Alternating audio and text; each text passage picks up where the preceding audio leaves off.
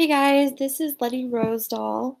I got assigned the corporate social responsibility, and I wasn't really sure what that was, but I was able to actually learn a lot researching. I chose one of my favorite companies, Burt's Bees. I have like a lot of their little tin chapsticks and other chapsticks, and I have lotions and stuff, so that kind of sparked my interest. An overview of them: they are a for-profit, publicly held company, which means they're obviously not a nonprofit. And just I wanted to keep in mind the definition from the SSIR of what social innovation really is, and it's a novel solution to a social problem that is more effective, efficient, sustainable, or just than existing solutions, and for which the value created accrues primarily to society as a whole rather than private. I thought that was really interesting, and I'll talk about that later. The social issue that Burt's Bees is trying to solve, the outcome they're trying is as bee populations decline, educating people about the role bees play on our planet is the first step to protecting these little pollinators. So basically, they're just looking for a simple, natural, and responsible way to tell people about these bees and preserve and protect them. And on your right, you'll see the greater good, which is kind of like their motto in a way. They're looking out for good for you, good for all, and good for us. And those three together is essentially the corporate social responsibility idea that Burt's Bees has for themselves. As far as social innovation, they're doing a lot to help society become healthier and more green. Something I really like that they're doing is biomimicry to innovate. They're employing that a lot. They're innovating with new materials and designs. They're supporting bees and sustainable agriculture. They are involving local community for a positive change, and they're striving for 100% natural formulas. They're trying to change the way we view bees, essentially, and just kind of be more grateful for all that bees do for us that we don't realize. The social innovation impact that I've seen, they have a few famous ones, but one of my favorite ones is just the first bullet point. They've planted urban gardens in several communities.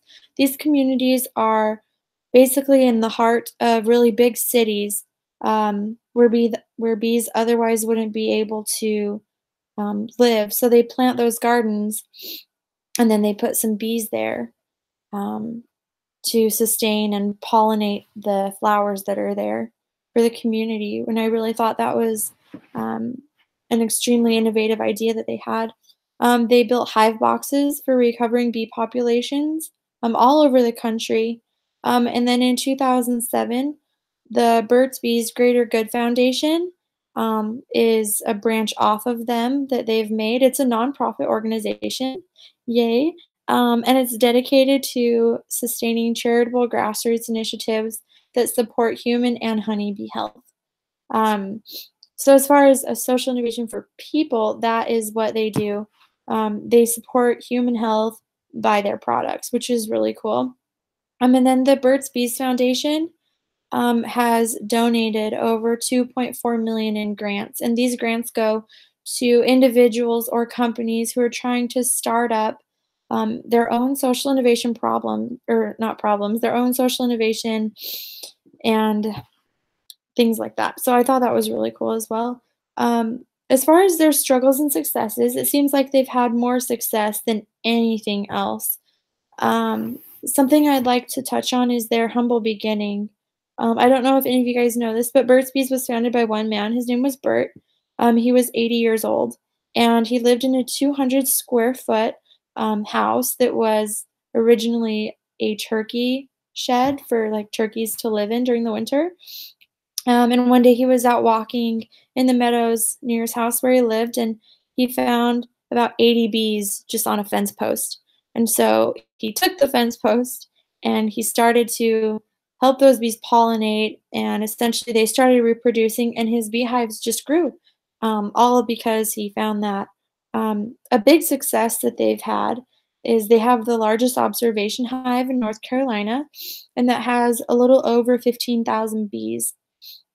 And another success that they've had is in 2011, Burt's Bees ranked number one for image power green brand surveys by sending zero waste to landfills. So essentially, all of their packaging, the shipment material that comes from that, um, they created into biomass-based fuels and electricity, and they even made some cement. And so some of their factories and locations have some of those original um, pieces of cement, and some of the factories are powered by that electricity that their waste comes from.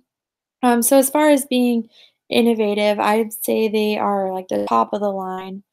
Recommendations for improvement, something I noticed is they do give grants and things like that, but an idea I had was donating bees to schools and teaching children the importance of them. I know they have bees in some urban gardens and things like that, but actually having them in schools and having like a project based on the bees for kids in a safe environment like that where they're learning could be really beneficial, and the kids could start young and grow up with that idea. Um, just another kind of side note one is they could donate honey to homeless shelters. And then a really big one that I thought of was they could have, or they need almost, a more specific motto. Um, their famous one is good for you, good for us, good for them type of thing. But I was reminded of an article we read about having an 8-word mission statement. Um, if they could do that and have like a specific verb, the population, and the impact, a goal like that that we also heard from the TED Talk, I feel like that could kind of steer them more towards um, a successful business. Recommendations for scaling, which is measuring their impact that they have on society. I think measuring their impact on society could be measured by how many children are taught about bees. That's currently not one that they're measuring. Um, they measure everything else um, except for the people side of it, which I found really interesting in researching. They also have come out with a lot of new skincare products in the last 10 years. They have over 200 different skincare products. And one way could be to measure acne and rashes eliminated on customers. I mean, make it more about um, the people. And when you measure the impact that it has on a person, I feel like that's when it really, really counts. Um, this Burt's Bees over here is one that I actually recently purchased. It's like the original flavor one, and it's great. And it's helped me with chapped lips. And that's something that they obviously don't know. But just by measuring little things like that, I feel like they'd be able to scale their effectiveness a whole lot better. These are my sources, and thank you very much for listening to my presentation.